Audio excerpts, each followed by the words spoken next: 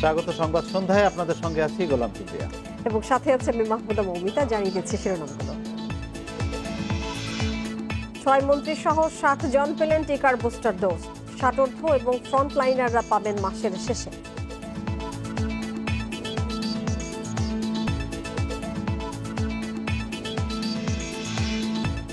মালদ্বীপের সঙ্গে বন্দি বিনিময়ের খসড়া অনুমোদন, পাশ হলে ফেরানো যাবে দণ্ডপ্রাপ্ত সহ 83 জনকে।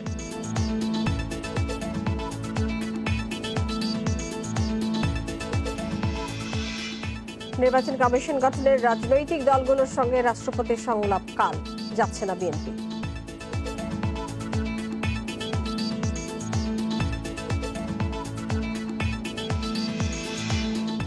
প্রায় 4 বছর পর খুলছে মালয়েশিয়ার শ্রমবাজার, কুয়ালালামপুরে দুদেশের মধ্যে সমঝোতা স্মারক সই।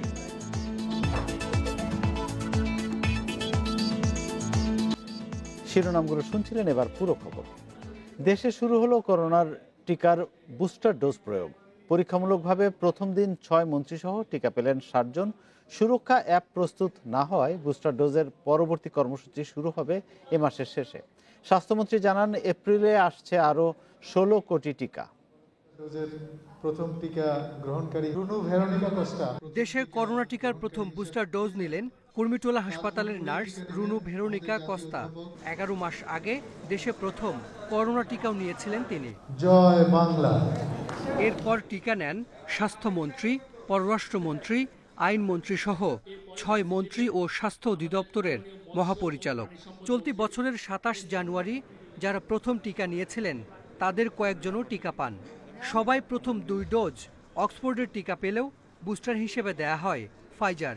টিকার পর কারো কোনো পার্শ্ব প্রতিক্রিয়া হয়নি। ভারত তো আমাদের কোনোদিন বলে নাই দিবে না, এখন তাদের মোটামুটি স্টেবল। তারা প্রায় বলে যে কোনো মুহূর্তে তারা আমাদের যে ওটা পাঠাবে। বুস্টার ডোজের জন্য স্বাস্থ্য বিভাগের প্রস্তুতি প্রায় শেষ। আপডেট করা হচ্ছে সুরক্ষা অ্যাপ। সময় লাগবে আরও 1 সপ্তাহ। এরপর দেশের বিভিন্ন কেন্দ্রে বুস্টার ডোজ পাবেন 60 বছরের বেশি বয়সী ও সম্মুখ সারির করোনা যোদ্ধারা। বুস্টারের জন্য আলাদাভাবে নিবন্ধনের প্রয়োজন নেই। আগের কেন্দ্র থেকেই পাঠানো হবে SMS। সুরক্ষা অ্যাপের জন্য অপেক্ষা করছি পূর্ণ তৈরি হওয়ার জন্য, কারণ যতক্ষণ পর্যন্ত সুরক্ষা অ্যাপে আমরা আপডেট করতে না পারবো ততক্ষণ পর্যন্ত সনদ প্রাপ্তিটা নিশ্চিত করা যাবে না। সেই জন্যই আমরা যখন সুরক্ষা অ্যাপ পুরোপুরি তৈরি হবে সেটার কাজ আমরা আশা করছি খুব শীঘ্রই শেষ হবে এবং তার পরবর্তীতে আমরা পূর্ণাঙ্গ কার্যক্রমে যাব। স্বাস্থ্যমন্ত্রী জানান, দেশে টিকার ঘাটতি নেই। এপ্রিলে আসবে আরও 16 কোটি টিকা। দ্বিতীয় ডোজের 6 মাস পার হলেই পাওয়া যাবে বুস্টার। যারা অন্যান্য ভ্যাকসিন নিয়েছে তারাও ফাইজার নিতে পারবে। এর পাশাপাশি আরও যদি কোনো ভ্যাকসিন অনুমোদন হয় বুস্টার ডোজ হিসেবে আমরা সেটাও দেব। আমাদের হাতে এখন আছে 60 লক্ষ এবং আমাদের সামনের মাসে আমরা আরও 2 কোটি ডোজ পাবো ফাইজারের। দেশে করোনা টিকা পেয়েছেন 8 কোটি 75 লাখ মানুষ। এপ্রিলের মধ্যে 70% মানুষকে টিকা দিতে চায় সরকার। Hasan Misba, Independent news, Dhaka. দেশে করোনায় আরো 2 জনের মৃত্যু হয়েছে। এ নিয়ে মোট প্রাণহানি হলো 28,048 জনের। 848টি ল্যাবে 24 ঘন্টায় 17,347 নমুনা পরীক্ষায় করোনা শনাক্ত হয়েছে 211 জনের। পরীক্ষা বিবেচনায় শনাক্তের হার 1.22%। রোববার স্বাস্থ্য অধিদপ্তরের বিজ্ঞপ্তিতে জানানো হয়, দেশে মোট করোনা আক্রান্তের সংখ্যা দাঁড়িয়েছে 15,81,083 জনে। সুস্থ হয়েছেন আরও 168 জন। এ নিয়ে মোট সুস্থ 15,45,571 জন।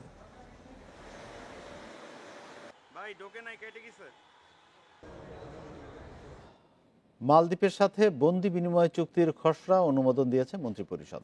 প্রধানমন্ত্রী শেখ হাসিনার আসন্ন মালদ্বীপ সফরে সই হতে পারে বন্দি বিনিময় চুক্তি। এর ফলে মালদ্বীপের সাজাপ্রাপ্ত ও বিচারাধীন 83 জনকে দেশে ফিরিয়ে আনা যাবে। 5 লাখ জনসংখ্যার দ্বীপরাষ্ট্র মালদ্বীপে 1 লাখেরও বেশি বাংলাদেশির বসবাস। তাদের একটি বড় অংশ শ্রমিক হিসেবে কাজ করছে। রোববার সচিবালয়ে মন্ত্রিসভার বৈঠকে গণভবন থেকে ভার্চুয়ালি যুক্ত হন প্রধানমন্ত্রী শেখ হাসিনা। বৈঠক শেষে মন্ত্রিপরিষদ সচিব খন্দকার আনোয়ারুল ইসলাম জানান, মালদ্বীপের সঙ্গে বন্দি বিনিময় চুক্তি করতে একটি খসড়া প্রস্তাব অনুমোদন করেছে সরকার। Agreement between the government of the people's republic of Bangladesh and government of the people's republic of মালদ্বীপের মধ্যে ট্রান্সফার অফ প্রিজনার একটা চুক্তি।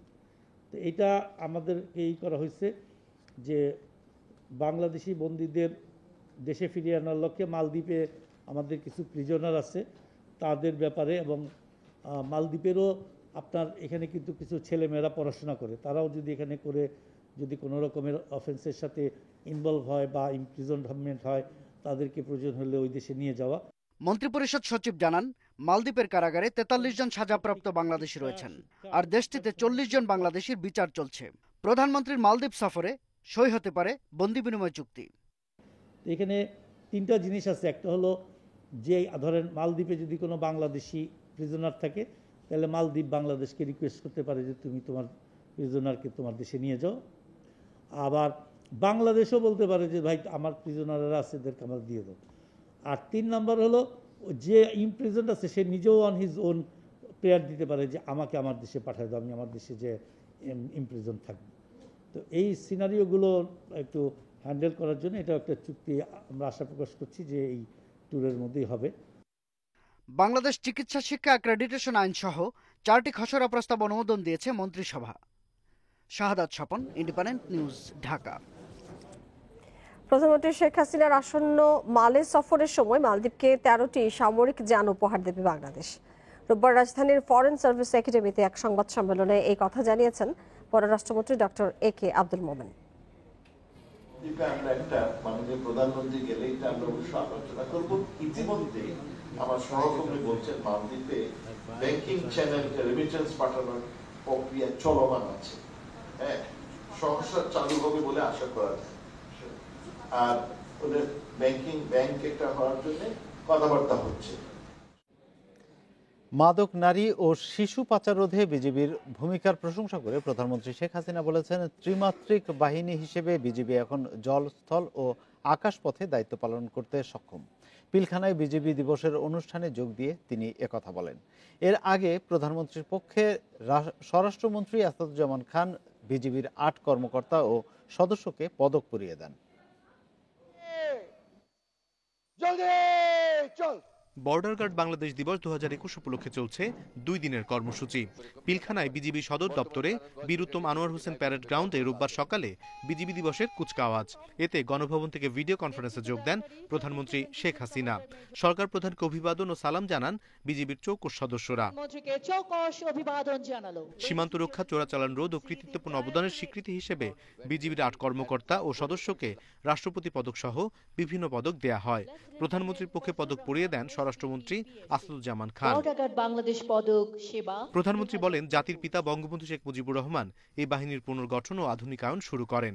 তারই ধারাবাহিকতায় 2009 সাল থেকে বাহিনীটিকে যুগোপযোগী সীমান্তরক্ষী বাহিনী হিসেবে গড়ে তুলতে বিজিবি আইন প্রণয়ন সহ আওয়ামী লীগ সরকারের নানা উদ্যোগের কথা জানান প্রধানমন্ত্রী। বিজিবি এখন জল, স্থল ও আকাশ পথে দায়িত্ব পালন করতে সক্ষমতা অর্জন করেছে। এ বাহিনীকে আধুনিকায়নের লক্ষ্যে এবং দেশের সীমান্ত এলাকায় নিশ্চিত নজরদারি ও আন্তঃরাষ্ট্রীয় সন্ত্রাসবাদ মোকাবেলায় ঝুঁকিপূর্ণ সীমান্তে smart digital surveillance and technical response system স্থাপন ও সম্প্রসারণ করা হয়েছে। বর্ডার গার্ড বাংলাদেশ ভিশন 2041-এর পরিকল্পনা জানিয়ে প্রধানমন্ত্রী বলেন, 2041 সালের মধ্যে বাহিনীর জনবল 92,000-এ উন্নীত করা হবে। প্রধানমন্ত্রী আশা করেন শিগগিরই অবশিষ্ট প্রায় 150 কিলোমিটার অরক্ষিত সীমান্তকে নজরদারির আওতায় আনা হবে। শৃঙ্খলা এবং চেইন অফ কমান্ড শৃঙ্খলা বাহিনীর সবচেয়ে গুরুত্বপূর্ণ চালিকা শক্তি। কখনো শৃঙ্খলা ব্যাঘাত ঘটাবেন না, তাদের নিজেদেরই ক্ষতি হবে। চেইন অফ কমান্ড মেনে চলবেন। কর্তৃপক্ষের আদেশ মেনে চলা প্রতিটি শৃঙ্খলা বাহিনীর অবশ্য কর্তব্য। বিজিবি সদর দপ্তরে নবনির্মিত সীমান্ত সম্মেলন কেন্দ্রের উদ্বোধন করেন প্রধানমন্ত্রী। বিজিবি দিবসের আয়োজনে অতিথি হিসেবে ভারতীয় সীমান্তরক্ষী বাহিনী বিএসএফ-এর মহাপরিচালক পঙ্কজ কুমার সিংয়ের নেতৃত্বে 7 সদস্যের ভারতীয় প্রতিনিধি দল উপস্থিত ছিলেন। বর্ডার গার্ড বাংলাদেশ এর অনিমেষ কর, ইন্ডিপেন্ডেন্ট নিউজ, ঢাকা। আগামীতে বাংলাদেশ এবং ফ্রান্সের সম্পর্ক আরও জোরদার হবে বলে আশা প্রকাশ করেছেন প্রধানমন্ত্রী শেখ হাসিনা। সকালে ফ্রান্সের রাষ্ট্রদূত জিন মারিন শুহ গণভবনে বিদায়ী সাক্ষাৎ করতে গেলে এই আশা প্রকাশ করেন তিনি। নভেম্বরে ফ্রান্স সফর নিয়ে সন্তোষ প্রকাশ করেছেন প্রধানমন্ত্রী। 2 দেশের ঐতিহাসিক বন্ধন রয়েছে জানিয়ে শেখ হাসিনা বলেছেন, ফ্রান্স মুক্তিযুদ্ধে বাংলাদেশকে সমর্থন দিয়েছিল। ফ্রান্সের রাষ্ট্রদূত বলেন, তার সরকার কোভ্যাক্সের আওতায় 1.2 মিলিয়ন করোনার ভ্যাকসিন দেবে। তিনি আরও জানিয়েছেন, ফ্রান্স ফেব্রুয়ারিতে ইউরোপীয় ইউনিয়নের সভাপতি হতে যাচ্ছে এবং একই মাসে ইন্দো প্যাসিফিক শীর্ষ সম্মেলন করতে চলেছে। এই সামিটে তারা বাংলাদেশকে আমন্ত্রণ জানাবে।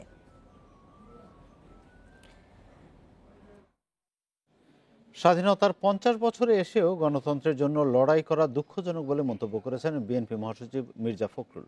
গণতন্ত্র রক্ষা ও খালেদা জিয়ার মুক্তির দাবিতে সবাইকে ঐক্যবদ্ধ হওয়ার আহ্বানও জানান তিনি। বিজয় দিবসের শোভাযাত্রার আগে নয়াপল্টনের সংক্ষিপ্ত সমাবেশে বিএনপি মহাসচিব এসব কথা বলেন।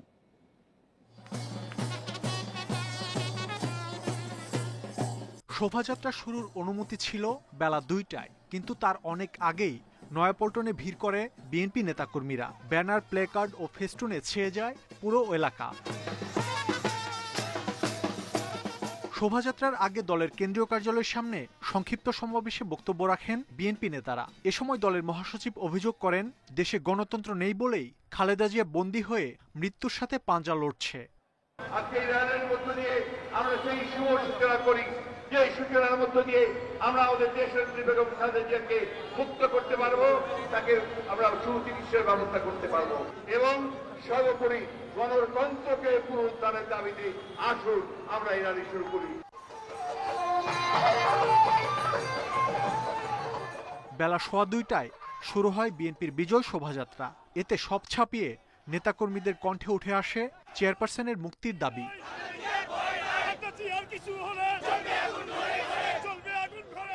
শোভাযাত্রায় অংশ নেয় বিএনপির সহযোগী সংগঠনের নেতাকর্মীরাও।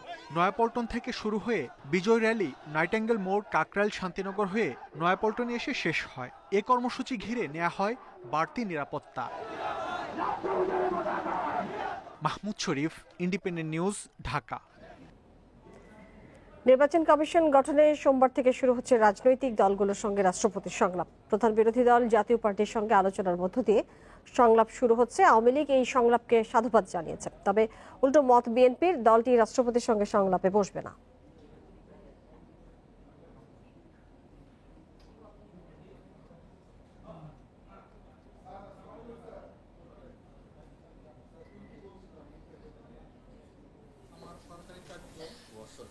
প্রধান নির্বাচন কমিশনার KM নুরুল হুদার নেতৃত্বাধীন বর্তমান কমিশনের মেয়াদ শেষ হবে আগামী 14 ফেব্রুয়ারি। তার আগেই নতুন ইসি নিয়োগ দিতে হবে রাষ্ট্রপতিকে। নতুন ইসি নিয়োগের অংশ হিসেবে সার্চ কমিটি গঠনে সোমবার থেকে রাজনৈতিক দলগুলোর সঙ্গে সংলাপে বসতে যাচ্ছেন রাষ্ট্রপতি। নির্বাচন কমিশন তাদের মানুষের যে প্রত্যাশা থেকে প্রত্যাশা পরিপূর্ণভাবে পূরণ করতে পারে নাই, এটা ঠিক। এবং এই দেশে অনেকগুলো ব্যাপারও আছে, কঠিন ব্যাপার আছে, নির্বাচন কমিশন একের উপর নির্ভর করে না। আমরা আমাদের কথা বলবো, একজন নিরপেক্ষ লোক দিতে, যিনি একটা নিরপেক্ষ নির্বাচন, সুষ্ঠু সুন্দর নির্বাচন করতে পারে, সবার কাছে সুন্দরভাবে গ্রহণযোগ্য হবে। ইসি গঠনে স্বাধীনতার 50 বছরেও আইন না হওয়ায় প্রতিবারই রাজনৈতিক অঙ্গনে মতভেদ তৈরি হয়। জটিলতা এড়াতে গত দুবার সার্চ কমিটির মাধ্যমে ইসি গঠন হলেও বিতর্ক থামেনি। এটা তো একবারে গণতান্ত্রিক পদ্ধতির সবচেয়ে উৎকৃষ্ট পন্থা। এই পন্থায় নির্বাচন কমিশন গঠন হলে কারোর কোনো এই বিষয়ে নিয়ে কোনো বিতর্কের সুযোগ থাকে না। আমরা তো মনে করি যে এটা একটি ইতিবাচক। মাননীয় রাষ্ট্রপতি সব রাজনৈতিক দলের সাথে কথাবার্তা বলে সার্চ কমিটি করে যদি গঠন করেন, এটা তো একটা ভালো ইতিবাচক পদক্ষেপ। বিএনপি এরই মধ্যে রাষ্ট্রপতির এই সংলাপ বয়কটের ঘোষণা দিয়েছে। বিএনপি বলছে এই সংলাপ লোক দেখানো। হোয়াইট হাউস আলোচনা করার জন্য তো বিএনপি ইন্টারেস্টেড হবে না, এই আলোচনা মিনিংফুল হবে না। গতবার আলোচনাতে যাওয়া হয়েছিল, তারপর প্রেক্ষিতে আমরা বিএনপি আওয়ামী লীগের কি বলে বাংলাদেশের ইতিহাস জঘন্যতম ইলেকশন কমিশন পেয়েছি। এবারও এরকম একটা কিছু হবে, সেই জন্য আমরা যাব না। রাষ্ট্রপতি নতুন কমিশন যাদের দিয়ে গঠন করবেন তাদের অধীনে অনুষ্ঠিত হবে দ্বাদশ জাতীয় সংসদ নির্বাচন। Mahmudul Hasan, independent news, Dhaka. নানা জটিলতার পর অবশেষে বাংলাদেশ থেকে কর্মী নিতে আনুষ্ঠানিকভাবে সম্মতি দিল মালয়েশিয়া। সকালে কুয়ালালামপুরে দুই দেশের মধ্যে এ বিষয়ে সমঝোতা সই হয়। বাংলাদেশের পক্ষে প্রবাসী কল্যাণমন্ত্রী ইমরান আহমেদ ও মালয়েশিয়ার পক্ষে দেশটির মানব সম্পদ মন্ত্রী দাতুক সেরি এম সারাভানান সমঝোতা চুক্তিতে সই করেন। এর ফলে প্রায় 4 বছর ধরে বন্ধ থাকা মালয়েশিয়ার শ্রমবাজার বাংলাদেশি কর্মীদের জন্য আবারও খুলে যাচ্ছে। এর আগে 10 ডিসেম্বর বাংলাদেশ থেকে কর্মী নিতে সমঝোতা স্মারক সইয়ের অনুমতি দেয় মালয়েশিয়া সরকার। বৃক্ষরোপণ, কৃষি উৎপাদন, পরিষেবা, খনি নির্মাণ এবং গৃহকর্মী নিয়োগে উন্মুক্ত হবে বলে জানিয়েছেন মালয়েশিয়ার মানব সম্পদ মন্ত্রী।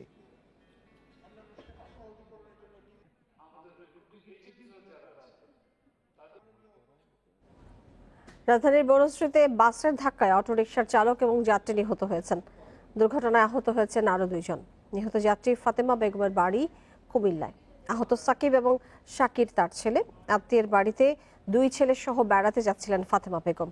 আর অটোরিকশার চালক স্বপনের বাড়ি ভোলায়। ময়নাতদন্তের জন্য মরদেহ দুটি ঢাকা মেডিকেলের মর্গে রাখা হয়েছে। এদিকে বাসের চালককে বাড্ডা থেকে আটক করেছে পুলিশ।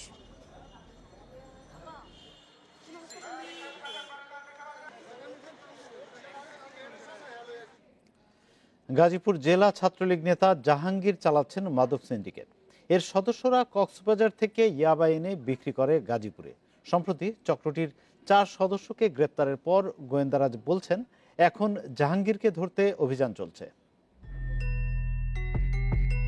কক্সবাজার থেকে ইয়াবা ঢুকছে ঢাকায়, এ তথ্যে যাত্রাবাড়িতে অভিযানে যায় গোয়েন্দারা।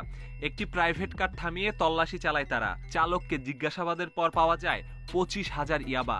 আটক হয় 4 জন। অভিযুক্তরা বলছে পিকনিকের নামে কক্সবাজার গিয়ে ইয়াবা কিনে নেয় গাজীপুরে। পুলিশের চোখ ফাঁকি দিতেই গাড়িতে করা হয় বিশেষ চেম্বার। তাদের দাবি এ চক্রের মূল ভাগে গাজীপুর জেলা ছাত্রলীগের সাংগঠনিক সম্পাদক জাহাঙ্গীর সরকার। আমরা কক্সবাজার যাই, যারপর মহাসিনের কাছ থেকে মালটা নিই, নেওয়ার পরে নিয়ে এসে রুবেলের কাছে দিই। তো রুবেল জাহাঙ্গীর সরকারের কাছে দেয়, ও জাহাঙ্গীর সরকার বিক্রি করে। জাহাঙ্গীর বাংলাদেশ ছাত্রলীগ গাজীপুর জেলা ছাত্রলীগের সাংগঠনিক সম্পাদক। গোয়েন্দারা বলছেন 2-3 বছর ধরে মাদক ব্যবসা করছে জাহাঙ্গীরের এই সিন্ডিকেট। মিয়ানমার থেকে আসা ইয়াবা তারা কেনে কক্সবাজারের পাইকারদের কাছ থেকে। 70 টাকার সেই মাদক গাজীপুরে বিক্রি হয় 250 থেকে 300 টাকায়। এবার ধরা পড়েছে 25,000 পিস, কিন্তু এর আগে তারা 40,000 50,000 পিস ইয়াবাও এনেছে, 60,000 পিস ইয়াবা এনেছে।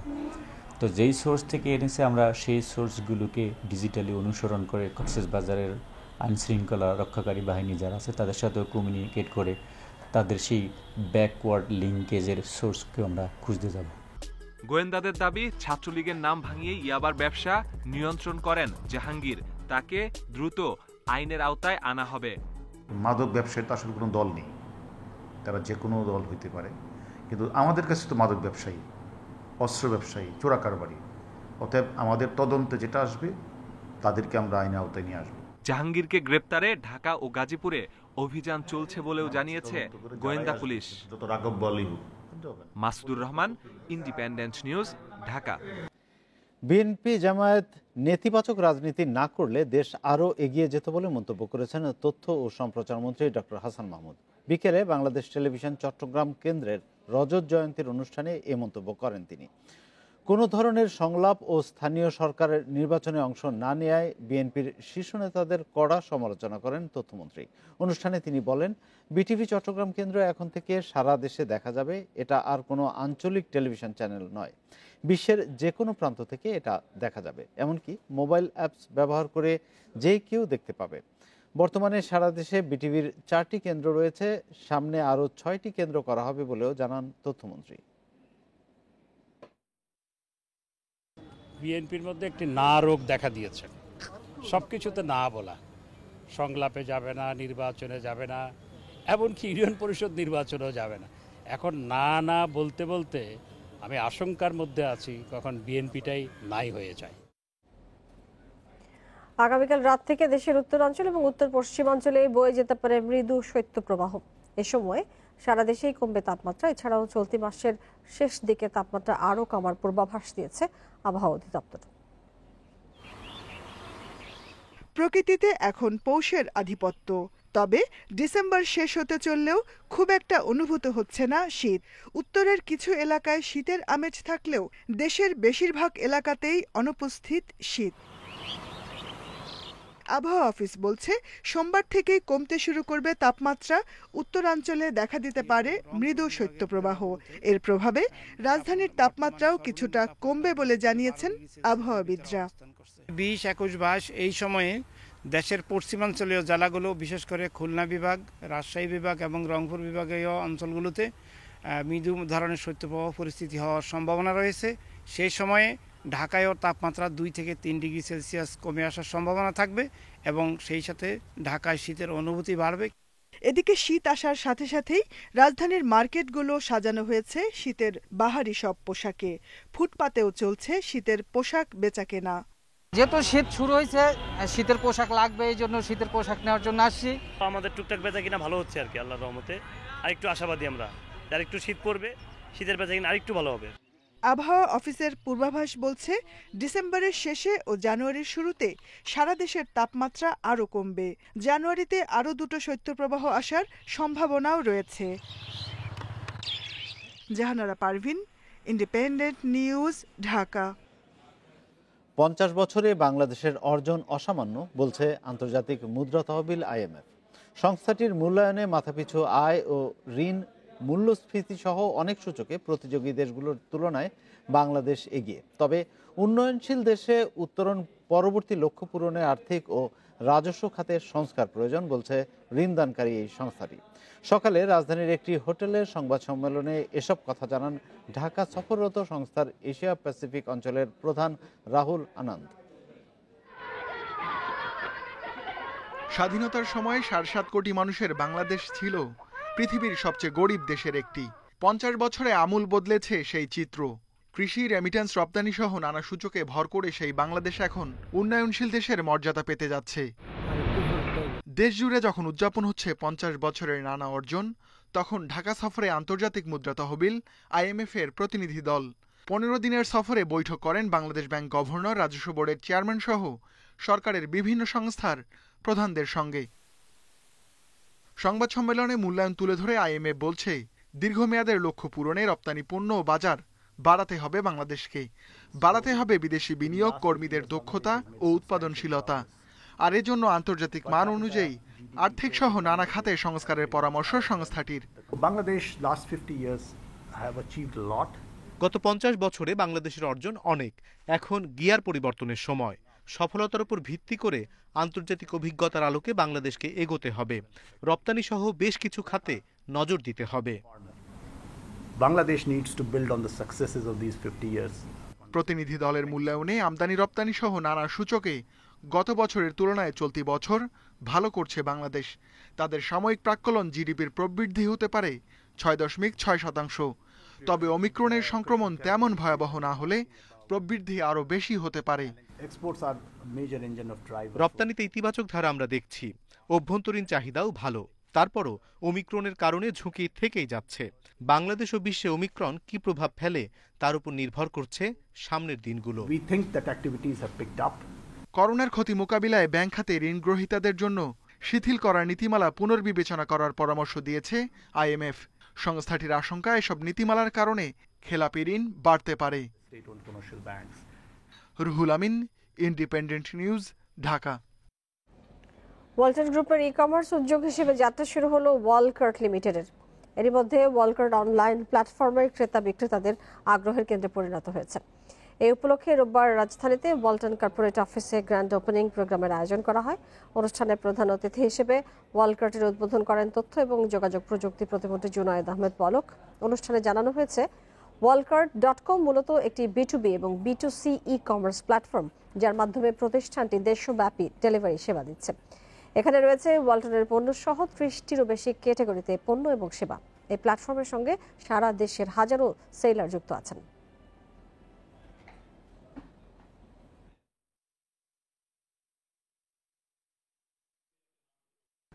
জাপানি 2 শিশুর সঙ্গে বাবা ইমরান শরীফকে দেখা করতে ঝামেলা করছেন মা এরিকো নাকানো। বাবার অভিযোগ, আদালতের নির্দেশের পরও নানা টালবাহানা করা হচ্ছে। মেয়েদের নিয়ে এরিকো পালিয়ে যেতে পারেন এমন আশঙ্কা ইমরান শরীফের। তবে এসব অভিযোগ প্রত্যাখ্যান করেছেন এরিকোর আইনজীবী। জানুয়ারিতে 2 মেয়েকে নিয়ে জাপান থেকে ঢাকায় চলে আসেন ইমরান শরীফ। পরে সন্তানদের নিজ জিম্মায় নিতে 19 আগস্ট হাইকোর্টে রিট করেন মা এরিকো নাকানো। আইনি প্রক্রিয়া শেষে 3 জানুয়ারি পর্যন্ত 2 মেয়েকে মা এরিকো নাকানোর কাছে রাখার নির্দেশ দেয় আপিল বিভাগ। তবে প্রতিদিন সকাল 9টা থেকে রাত 9টার মধ্যে মেয়েদের সঙ্গে দেখা করার অনুমতি পান বাবা। সেটা করতে গিয়ে বেগ পেতে হচ্ছে বলে অভিযোগ ইমরান শরীফের। আদালতের রায়ে সেটাও আছে যে উনি সন্তানদেরকে নিয়ে দেশের আমাদের আদালতের জুরিসডিকশনের বাইরে যেতে পারবেন না। আমার বাচ্চাগুলো যদি দর্শক কোনোভাবে চলে যায়, আমি তো ওদেরকে আর পাবো কিনা খুব দুশ্চিন্তা থাকবো। এসব অভিযোগ অস্বীকার করেছেন এরিকো নাকানোর আইনজীবী। বলেন, শুধু দেখা করার কথা থাকলেও ইমরান শরীফ মেয়েদের নিজের বাসায় নিয়ে গেছেন। সুপ্রিম কোর্টের যে নির্দেশনা ছিল, সেই নির্দেশনা অনুযায়ী ছিল যে উনি এসে দেখে যাবেন, কিন্তু তিনি তো গতকালকে বাচ্চাদেরকে বাসায় নিয়ে গেছেন, ওনার বাসায়। তার আগের দিনে উনি বাসায় নিয়ে গেছেন। 21 নভেম্বর 2 মেয়েকে বাংলাদেশে তার বাবার জিম্মায় দিয়েছিল হাইকোর্ট। তবে জাপানি মা চাইলে বছরে 3 বার দেখা করতে পারবেন।